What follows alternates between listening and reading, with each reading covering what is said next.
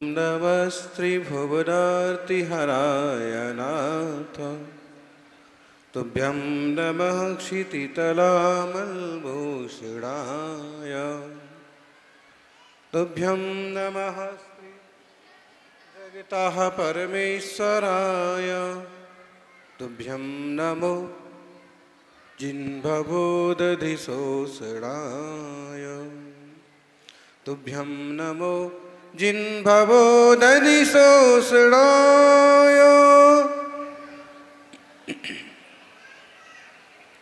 मंगलम सम्मदिवैवं मंगलम सम्मदि गुरु मंगलम सम्मदि वाणी मंगलम जिनशासनम। जयकारा जोर से। प्रथम तीर्थंकर आदि विधाता देवादिदेव महादेव ऋषभदेव भगवान की और जोर से। 17वें तीर्थंकर कुंथुनाथ भगवान की जय। इससे जोर से हो सकती है आवाज। वर्धमान महावीर भगवान की जय। आचार्य श्री आदि सागर जी महाराज की, आचार्य महावीर कीर्ति महाराज की, आचार्य विमल सागर जी महाराज की, तपस्वी सम्राट गुरुवर आचार्य श्री सन्मति सागर जी महाराज की जय। बोलिए परम पूज्य चतुर्पट्टाधीश वात्सल्य शिरोमणि राष्ट्र गुरु आचार्य भगवान श्री सुनील सागर जी गुरुदेव की जयकारा गुरुदेव का जय जय गुरुदेव।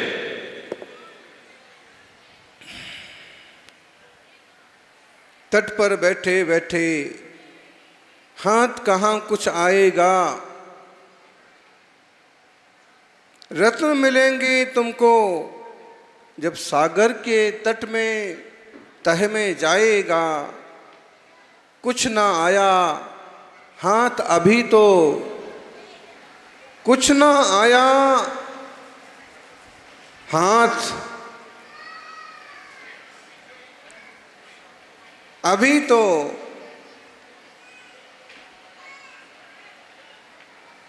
शोर क्यों कर रहे हैं भाई? शांति से ध्यान से सुनिए। कुछ ना आया हाथ अगर तो डुबकी अभी अधूरी है, चाहे कितना भी मुश्किल हो पहला कदम जरूरी है। पहला कदम, पहला कदम जो उठाता है वो अंतिम कदम तक भी पहुंच पाता है। जो मंजिल की शुरुआत करता है वो मंजिल को पाता है, और जो व्यक्ति सिर्फ विचार करता बैठा रह जाता है वो कहीं नहीं जाता है। सौभाग्यशालियों, कोई पहलवान है, कोई सुमो है, कोई खली है।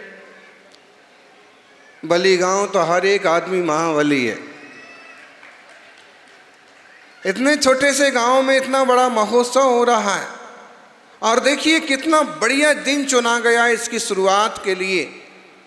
17वें तीर्थंकर कुंथुनाथ भगवान का जन्म, तप और मोक्ष कल्याणक। मोक्ष कल्याणक से ही शुरू और मोक्ष कल्याणक पर ही समाप्त 7 दिन का यह महामंगलकारी पंच कल्याणक प्रतिष्ठा महोत्सव। और 17वें तीर्थंकर भगवान मूल नायक के, नए मूल नायक के रूप में विराजेंगे। प्राचीन मूल नायक आदिनाथ भगवान है, और नए मूल नायक शायद देश का यह दूसरा तीसरा मंदिर होगा जहां कुंथुनाथ भगवान मूल नायक के रूप में विराजे। सौभाग्यशालियों, इसकी रूपरेखा 21 साल पहले बनी थी।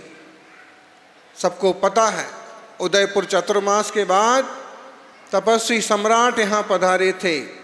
ऐसा ही कोई खेत था, एकदम सादा पंडाल था, गुरुवार का केस लॉन्च हुआ, लोगों का मन बना, इतने बड़े तपस्वी के चरणों में संकल्प कर लेते हैं कि भगवान का चूने मिट्टी का मंदिर गिरने लगा है, अब हम नया मंदिर बनाएंगे। और लोगों ने मन बनाया और तपस्वी सम्राट का केस लॉन्च हुआ। 20-22 साल पहले केस लॉन्च की बोली कितने में गई? 7 लाख रुपए में, जितने में किसी का चतुर्मास का कलश भी नहीं जाता था, जितने में एक वेदी प्रतिष्ठा महोत्सव हो जाता था, जितने में एक छोटा मोटा घर बन जाता था, उतने में केवल केस लॉन्च की बोली गई। और ली किसने थी बताइए? किसने ली थी? वो भी महाबली, बाली के महाबली। इस बात को लेकर के अनूठा तपस्वी जो ग्रंथ लिखा गया गुरुवर के चरित्र पर, उसमें इस घटना का उल्लेख हुआ है ना, उसका शीर्षक है बलि के महाबली। महाबली का मतलब होता है ज़्यादा ताकत वाले लोग, धर्म ध्यान में जो अपना जीवन लगाते हैं, धन लगाते हैं। और इससे ज़्यादा आपका भाग्य और पुण्य क्या होगा? इंदौर में आचार्य श्री विशुद्ध सागर जी का बड़ा कार्यक्रम हो रहा है और बहुत ज़्यादा आग्रह था, निरंतर आग्रह था। हमारा भी बहुत मन था, लेकिन बलि वालों का पुण्य, भले लोग कम हैं, गाँव छोटा है, लेकिन पुण्य इतना तीव्र है कि उस कार्यक्रम को मना करके भी इस कार्यक्रम में संघ उपस्थित होगा।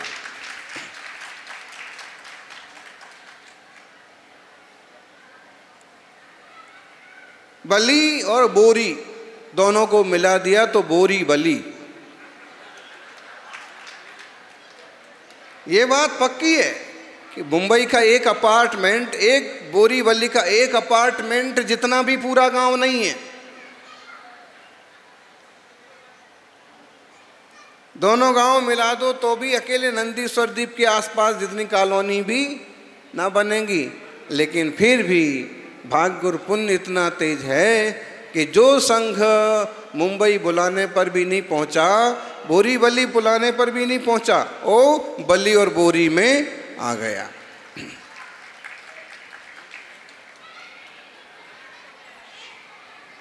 सौभाग्य है, सौभाग्य के पल हैं कि आज से कुंथुनाथ भगवान की इस मंगलमय कल्याणक महोत्सव का आगाज हुआ। आप लोगों ने ध्वजारोहण किया।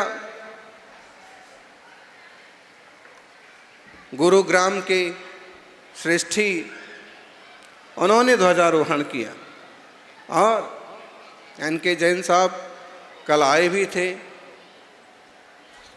और जैसे जैसे यह ध्वजा फड़कती है, ऐसे ऐसे जिन शासन की प्रभावना भी बढ़ती जाती है। सौभाग्यशालियों, प्रतिमाओं का, पाषाण की प्रतिमाओं को भगवान बनाने का उपक्रम चालू हो गया, लेकिन इस उपक्रम से हम अपने आत्मा को भी परमात्मा बनाने का संकल्प करें। पाड़वा में पंचकल्याणक हुआ था, आलीशान पंचकल्याणक, एक से बढ़ के एक आयोजन हुए। हर रोज मंडप पूरा भरा रहता था, क्योंकि गांव भी पूरा उपस्थित रहता था। यहाँ के अध्यक्ष और समाजजनों से ये कहना है कि आप गांव वालों को भी बुलाइए, और सिर्फ इस गांव वालों को नहीं, 10-5 किलोमीटर आसपास भी सब जगह सूचना पहुंचाइए कि वली नगर में पहली बार सैकड़ों वर्षों बाद एक विशाल पंचकल्याणक महोत्सव हो रहा है। और सभी लोग कम से कम प्रवचन सुनने जरूर पहुँचें, रात्रि के सांस्कृतिक कार्यक्रम में जरूर पहुँचें। आचार विचार का ध्यान तो हर एक व्यक्ति को रखना चाहिए भाई। अगर आपका खान पान शुद्ध नहीं है तो आप इस मंडप में बैठने के अधिकारी नहीं हैं। इस मंडप में घुसते ही फोन बंद कर देना चाहिए, जूते चप्पल बाहर छोड़ देना चाहिए, जैसे जूते चप्पल बाहर छोड़ते हैं, ऐसे ही क्रोध मान माया लोभ की कसाएं भी बाहर ही उतार देना चाहिए। मुंह में गुटखा तंबाकू जैसी गंदी चीज नहीं होना चाहिए। आप बताइए लोगों को कि सभी लोग आइए, लेकिन व्यसन छोड़ करके आइए और बैठिए और जिन धर्म की इस महामंगलकारी पंच कल्याणक प्रतिष्ठा का आनंद लीजिए। आत्मार्थियों, जिस तरह से कुंथुनाथ भगवान ने, जिस तरह से आदिनाथ भगवान ने, महावीर भगवान ने, तीर्थंकरों ने अपने आत्मा को परमात्मा बनाया, उस तरह से हम भी आत्मा को परमात्मा बनाने के मार्ग पर चलें। ये सब कुछ स्थापना का है।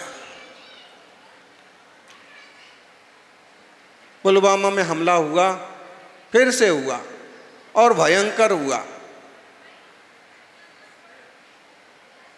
26, 27, 28 जाने चले गए।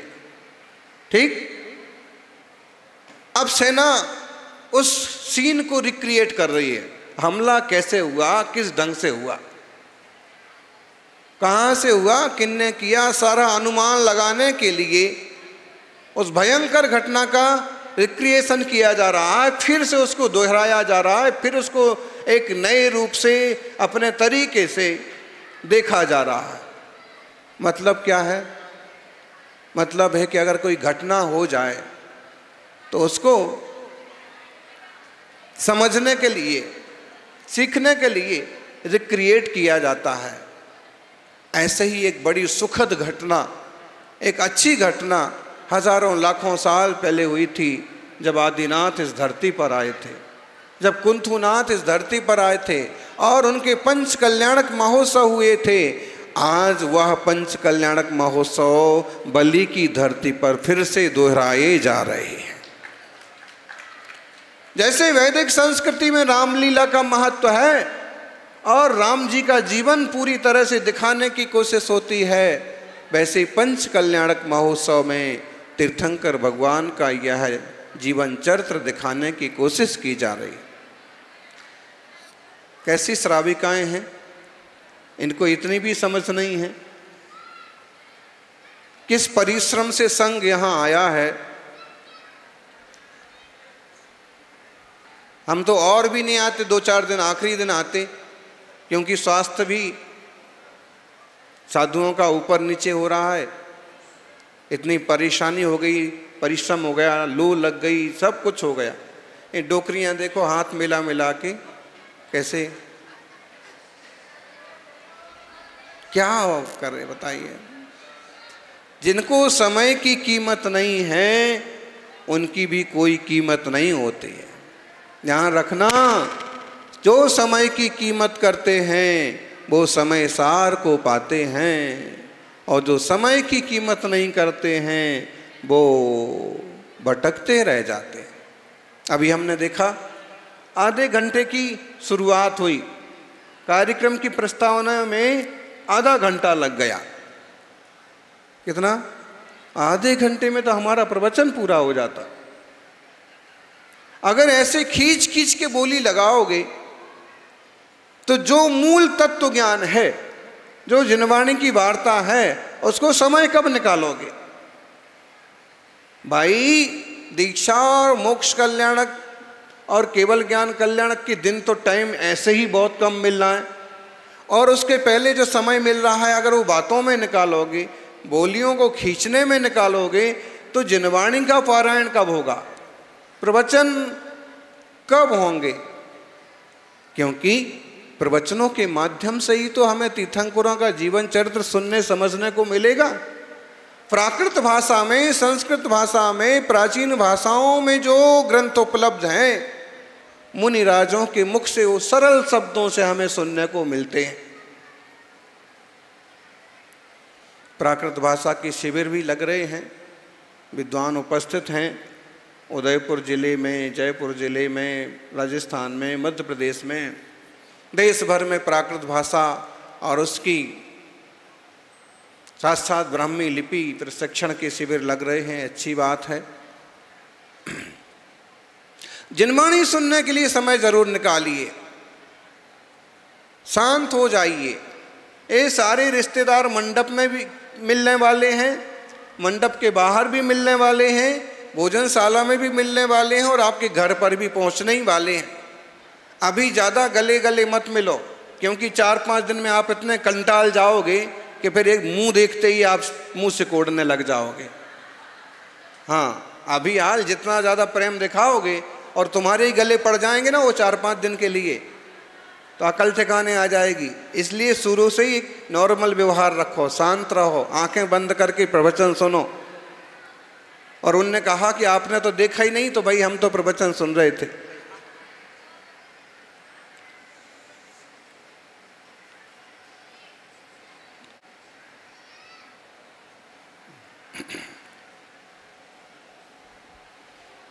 मुनिश्री ने एक बहुत अच्छा उदाहरण दिया। एलईडी की जगह जमाना है, बड़े बड़ी टीवी घर में लगे हुए हैं और उसका जुड़ाव किससे होता है? डिश से, एक एंटीना होता है। और अगर उसके बीच में कोई व्यत्यय हो, उसमें कोई बाधा हो, तो कितना बड़ा टीवी हो, कितनी बड़ी एलईडी हो, उस पर कोई सीन, कोई चित्र, कोई पिक्चर नहीं आता है। आपके पास जीवन रूपी टीवी है, समय रूपी डिश भी है, लेकिन उसको जोड़ने वाला कोई नहीं है, तो न जीवन की कीमत है न समय की कीमत है। एंटीना डिश को टीवी से कनेक्ट करने वाला कारीगर, कलाकार, इंजीनियर जैसे ही उसे जोड़ देता है, एक ही टीवी पर खुशी और आनंद के सैकड़ों चैनल उभर आते हैं। ऐसे ही गुरु रूपी कलाकार आपके जीवन को, आपके समय को आपस में जोड़ देते हैं, मार्गदर्शन करते हैं, तो जीवन में खुशियां ही खुशियां भर जाती हैं। सज्जनों, 21 साल किसे कहते हैं? 20 साल बाद, 20 साल से भी ज़्यादा, 21 साल बाद 2004 में जिन लोगों का, जिन बच्चों का जन्म हुआ होगा ना, उसमें से तो कई की शादी भी हो गई होगी। हो गई कि नहीं हो गई? लेकिन तब से चालू हुआ मंदिर का काम और अब जाके पूरा होने जा रहा है। लेकिन लोगों की कट्टरता इतनी कि इसका पंच कल्याणक होगा तो तपस्वी सम्राट के कर कमलों से ही होगा। और गुरुवर तो नहीं कर पाए, चले गए, तो फिर इनने पकड़ा कि अब जो उनके आसन पर बैठे हैं उनके हाथों से ही इसका पंच कल्याणक होगा। फिर हमने भी सोचा कि कुछ भी करो, अब 20 साल हो गए, 21 साल हो गए, और बच्चे, जो बच्चे तब पैदा हुए, इनके भी बच्चे हो गए।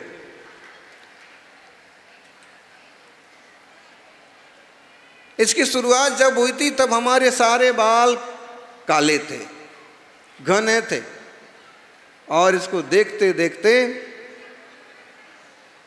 बुरा होते होते देर आए, फिर भी देर आए दुरुस्त आए। ये बरसों की साधना है, बरसों की साधना का, कल्पना का प्रतिफल है। कितने लोग तो चले गए होंगे ऊपर, कितने चले गए, लेकिन ये रूपलाल जी और भक्ति लाल जी अभी भी डटे हुए हैं। बोले जब तक भगवान सही आसन पर नहीं बैठेंगे तब तक हम भी चैन से नहीं बैठेंगे। निश्चित रूप से अच्छे भावों का अच्छा फल होता है। मौके का लाभ उठाइए। एक जंगल से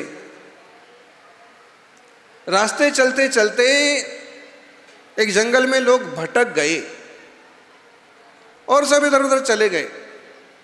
उनकी टोली इधर उधर हो गई, फिर भी 2 लोग साथ साथ चलते रहे। और एक ऐसे मुकाम पर पहुंचे जहां पर एक बोर्ड लगा था, ढेर सारे छोटे बड़े पत्थर पड़े थे और एक बोर्ड लगा था, लिखा था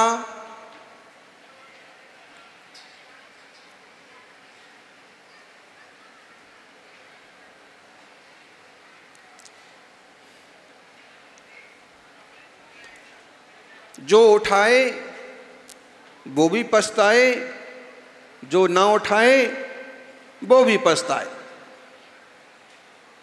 दोनों में से एक ने सोचा कि क्यों नहीं उठा लिया जाए, पछताना तो है ही है, उठाए तो भी पछताए और ना उठाए। तो उसने क्या किया, एक अच्छा सा पत्थर उठा लिया, जेब में रख लिया। दूसरे ने सोचा कौन फालतू में पत्थर ढोता फिरे, पत्थर भी कोई संभालने की चीज़ है क्या, और उसने कोई नहीं उठाया। वैसे ही परेशान है, वैसे ही रास्ता नहीं मिल रहा है, वैसे ही जानवरों का खतरा है, और हम पत्थर उठाने के चक्कर में क्यों पड़े। और उसने आवाज़ लगाई कि चलो जल्दी चलो। दोनों फिर चलने लगे। काफ़ी मशक्क़त के बाद जंगल के बाहर आए, और जैसे ही जंगल के बाहर पहुँचे, जिस मोड़ पर उन्हें रास्ता दिखा वहाँ पर फिर एक बोर्ड लगा था। बोर्ड पर लिखा था, जिसने पत्थर उठाया, बोर्ड पर लिखा था, उसने भी पढ़ा, और जिसने नहीं उठाया उसने भी पढ़ा। जंगल में बेशकीमती रत्न पड़े हुए हैं, और जो जंगल में पत्थर पड़े थे वो सादा पत्थर नहीं, बेशकीमती रत्न है। तो जिसने उठाया था वो पछताने लगा। क्यों पछताने लगा? अरे नहीं उठाया था वो पछताता तो ठीक भी है। वो पछता ही रहा था कि मैं कितना मूर्ख आदमी, खाली हाथ था, एक पत्थर उठा लेता, दो पत्थर उठा लेता, कुछ तो ले लेता, और वो पछताने लगा। लेकिन जिसने उठाया था वो भी पछताने लगा। वो क्यों पछताने लगा? बोलो। मैंने एक ही उठाया, मैंने दो ही उठाए, कमी क्या थी? इतने बड़े बड़े जेब थे, इतना बड़ा कुर्ता था, ये पायजामे में भर लेता, दुपट्टे में बांध लेता पंडित जी। दिक्कत क्या थी? हाय हाय, अब वापस जाना तो खतरे से खाली नहीं। अंधेरा हुआ, जानवर मिल गए तो कहाँ जाएंगे। दोनों पछता रहे। क्यों पछता रहे? कि फायदा नहीं उठाया। एक ने तो फिर भी थोड़ा संतोष किया, चलो कुछ तो हाथ लगा, लेकिन दूसरा तो पूरी तरह से खाली रह गया। बली वालों, आपके साथ भी कहीं ऐसा ना हो। समय भी हीरे मोती से ज़्यादा महंगे होते हैं। समय का, मौके का लाभ उठाओ। ना उठाओगे, प्रत्येक क्रिया का, प्रत्येक प्रवचन का, प्रत्येक प्रसंग का लाभ न लोगे तो बाद में पछताओगे। इतना बड़ा कार्यक्रम होता रहा और अपन भोजनशाला का ही चक्कर लगाते रहे। हाय हाय, इतने अच्छे अच्छे प्रवचन हो गए, हमने कुछ नहीं सुना। सुनने के लिए तो देखो लोग कहाँ कहाँ से आ गए। वो लंदन से आ गए, नागौर से आ गए, मुंबई से आ गए, और नहीं आने वाले पड़ोस से नहीं आ पाए। जगत में रह कर के भी हाँ, जगत जनों सुनो समझो, मौका है तीर्थंकर भगवान के एक एक पल कल्याणक का लाभ लो। एक एक कल्याणक को समझो और हमारी आत्मा कैसे परमात्मा बने, हम कैसे आत्मा से परमात्मा हों, इस तरह का प्रयास करो। सीखने समझने का मौका है। पत्थर भगवान बन सकते हैं तो आत्मा भगवान नहीं बन सकता? अरे आत्मा ही तो परमात्मा हुआ। एक साथ तीन तीन कल्याणक, उसी दिन जन्म कल्याणक, उसी दिन तप कल्याणक, उसी दिन मोक्ष कल्याणक। और इस तरह से कुंथुनाथ भगवान प्रैक्टिकली घोषणा करते हैं कि जन्म जिसने लिया है उसे तपस्या करना चाहिए। जिसने तपस्या की, तप लिया, दीक्षा ली, वो मोक्ष पाता है, संसार से तर जाता है। डूबते डूबते तो अनंत काल बीत गया। गजब की बात है, लोगों को अध्यक्ष बनना है लेकिन भगवान नहीं बनना है। बली में कितने अध्यक्ष बन गए हैं? और 5-7 और बना लो।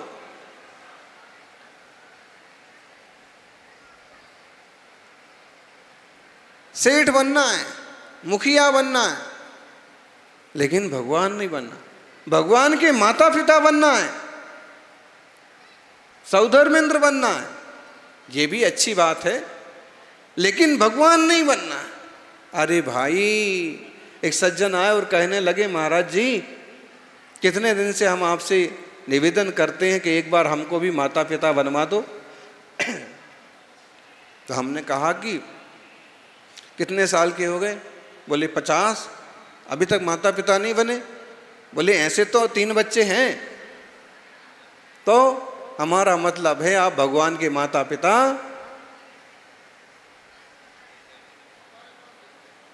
पंडित जी के पास भेज दो, तो पंडित जी बिल्कुल हिसाब किताब करके उसको बना ही देंगे।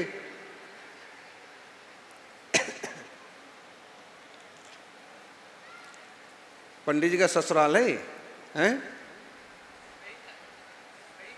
बहन का? अच्छा, हाँ, बहुत बढ़िया। इसलिए वो बोली जब चालू हुई ना 11-12, तो अभी कुछ नहीं बोल रहे थे।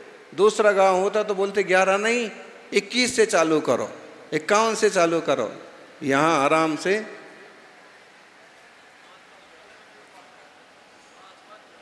एक, हाँ, जो भी है आपके पास भेज देंगे। लेकिन एक बात समझो, भगवान के माता पिता बनने से क्या लाभ होगा? जिन जीवों की भावना है और पंच कल्याणक प्रतिष्ठा महोत्सव में माता पिता का पात्र मिल गया, सौभाग्यशाली है, इसमें कोई कमी नहीं है। लेकिन माता पिता बनने से फायदा क्या होगा? माता पिता बनने से ये फायदा होगा कि हमें तीर्थंकर का चरित्र बहुत निकट से सुनने, समझने, देखने को, प्रैक्टिकल करने को मिलेगा। उससे भाव शुद्धि होगी, उससे निर्मलता बढ़ेगी। लेकिन अगर उसमें परिणाम ना जुड़े और सिर्फ लोगों को बताने के लिए माँ बाप बनना है, सब बन रहे एक बार हमको भी बनना है, ठीक है 10-5 लाख का खर्च होगा, दे देंगे, महाराज एक बार बनवा तो दो, ऐसे बनने से कोई भला होने वाला नहीं है। भगवान के माता पिता मत बनो, भगवान ही बनने की कोशिश करो। और जब तक भगवान नहीं बन जाते हैं तब तक जो कुछ भी बनने का मौका मिल जाए बन जाओ। अरे देवता लोग तो हाथी तक बनने को तैयार हो जाते हैं। अब इस भाव में भगवान तो बन नहीं पा रहे, संयम तो ले नहीं पा रहे, चलो हाथी बन के ही चलो, कुछ ना कुछ तो बोले। जिस हाथी पर तीर्थंकर बालक की सवारी निकलती है वो भी एक भवावतारी हो जाता है। कुछ तो कर लो, और उसका भी ऐसा महान फल होता है। तो तब जब तक मूल तत्व तक नहीं पहुंचते हैं, आत्मा स्वभाव को उपलब्ध नहीं होते हैं, तत्व की भावना नहीं होती है, सम्यक दर्शन, सम्यक ज्ञान, सम्यक चारित्र, रत्नत्रय उपलब्ध नहीं हो रहा है, मोक्ष मार्ग की दृढ़ता नहीं आ रही है, तब तक मोक्ष मार्गियों की सेवा कर लो। तब तक जिन्होंने मोक्ष पाया है उनके चरित्र का अभिनय कर लो, पूजा कर लो, अभिषेक कर लो। सौभाग्यशालियों, आज गर्भ कल्याणक का पूर्व दिन, पूर्वार्ध बहुत जरूरी है। आप देखिए कितने बड़े पंच कल्याणक हैं, कितने दिन के पंच कल्याणक हों, उसमें मोक्ष कल्याणक का दिन सबसे कम होता, सबसे ज़्यादा से ज़्यादा समय दिया जाता है गर्भ कल्याणक। 2 दिन, 3 दिन, 4 दिन, एक दिन ध्वजारोहण हो जाएगा, एक दिन पूर्वार्ध हो जाएगा, एक दिन उत्तरार्ध हो जाएगा, 3 दिन हो जाएंगे। जन्म कल्याणक का 1 दिन अगले दिन तक चलता है, सुबह तक 1.5 दिन मान लो। दीक्षा कल्याणक का 1 दिन, आधा दिन दीक्षा होते दिन वाला, आधा दिन चर्या वाला। केवल ज्ञान कल्याणक का जब से क्रियाएं चालू हुई 1 बजे से लेके 12 बजे से लेके शाम होने तक समझ लो पौन दिन, पूरा 1 दिन भी नहीं, 1 दिन में कुछ कम। और मोक्ष कल्याणक में आधा दिन, बल्कि आधे में भी कम। इसका मतलब क्या है? भूमिका में सबसे ज़्यादा टाइम लगता है, तैयारी में सबसे ज़्यादा टाइम लगता है। पंच कल्याणक महोत्सव संपन्न होने में तो 5-7 दिन लगते हैं, लेकिन इसकी पूरी तैयारी में 5-7 महीने भी कम पड़ जाते हैं, 15-17 साल भी लग जाते हैं, और बली जैसा गांव हो तो 20-21 साल भी कम पड़ जाते हैं।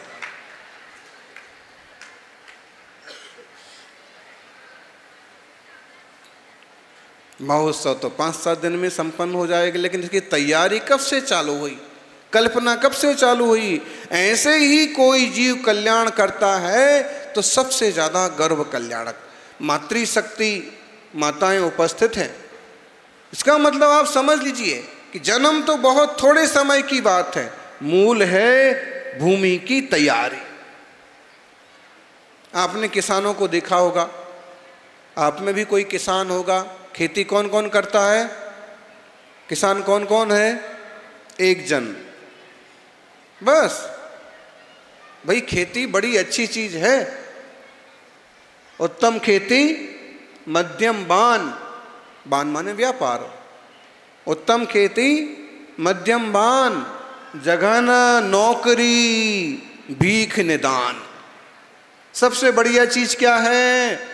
बोले खेती करो। ऋषभ देव ने कहा था ऋषि बनो या कृषि करो, कृषि करो या ऋषि बनो।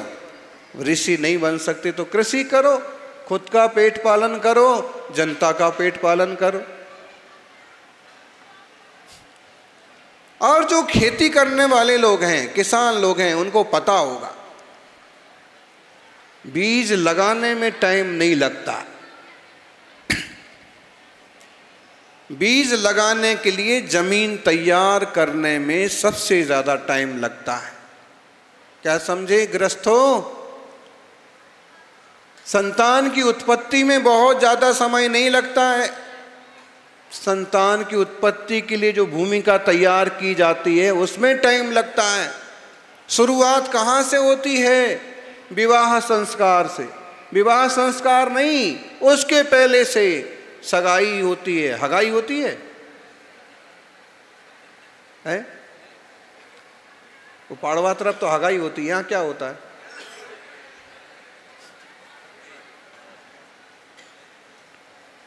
उसके पहले से और उसके पहले से माँ बाप देखना चालू कर देते हैं कौन से योग्य पात्र जीव हैं।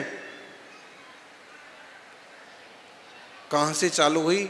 फिर भूमिका तैयार होती है, फिर मन मस्तक बनता है, फिर तैयारियां होती हैं, फिर विवाह संस्कार होते हैं। और विवाह संस्कार जैनों के यहाँ एक और स्पेशल ढंग से होते हैं।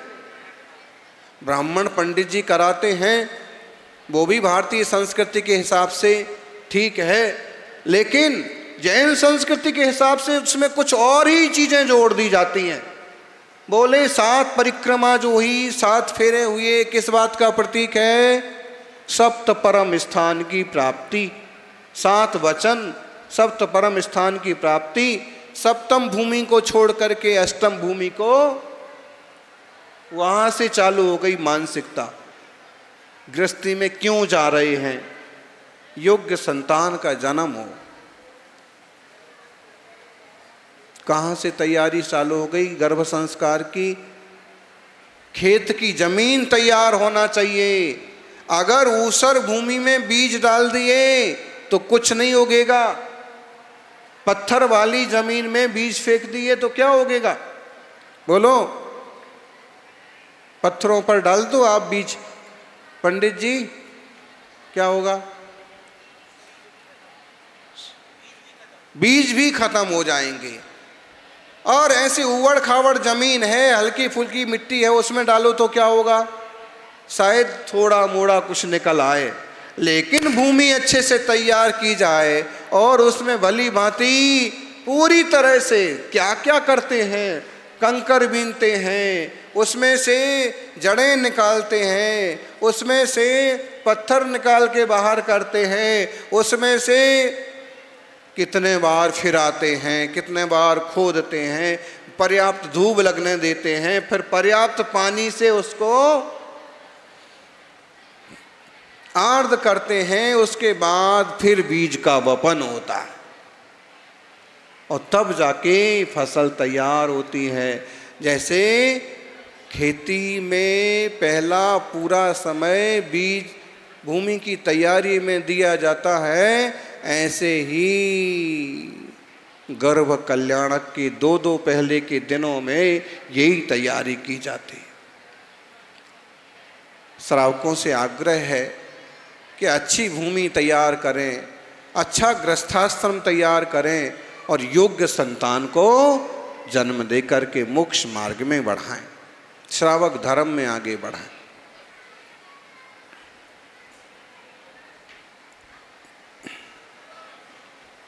सबका जीवन मंगलमय हो, सभी जिन धर्म के मार्ग पर चलते रहें और जैसे तीर्थंकर भगवान आत्मा से परमात्मा बने, ऐसे आप सभी भी आत्मशुद्धि के पथ पर बढ़ें। ध्यान रखिए किसी तरह का कलह ना हो, किसी तरह का क्लेश ना हो, किसी तरह की कसाएं ना हो, क्योंकि कसायों में तो समय जा ही रहा है।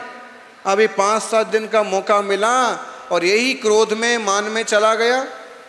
मेहमान आए तो थे 5-7 दिन के लिए, लेकिन उनकी पूरी गुसल ना हो पाई, पूरी मनवार ना हो पाई, तो 1-2 दिन में ही भाग गए। बोले यहाँ तो कोई पूछने वाला नहीं, यहाँ कोई पूछवाने के लिए मत आओ, यहाँ धर्म करने के लिए, भक्ति करने के लिए, पुण्य कमाने के लिए आओ तो अच्छा होगा। मेहमान बन के मत आओ, यजमान बन के आओ, सहयोगी बन के आओ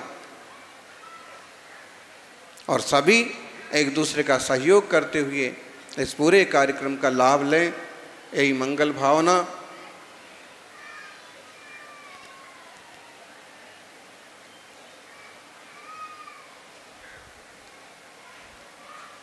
कहाँ से यात्रा शुरू हुई और कहाँ तक पहुँच गए, आप भी कभी इसका चिंतन कीजिए।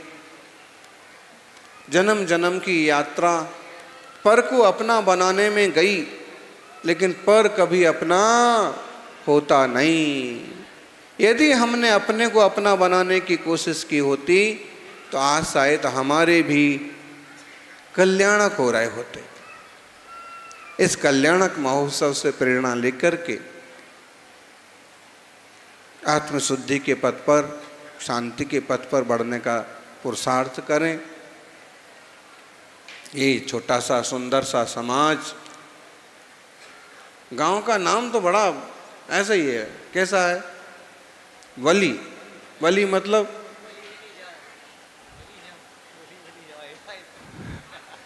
श्री आदिनाथ के श्री चरणों में बलि बलि जाऊं मन बचकाए, तो वही वाला बलि है क्या है? तो बस ऐसे ही अपन भगवान के चरणों में हमेशा समर्पित रहें।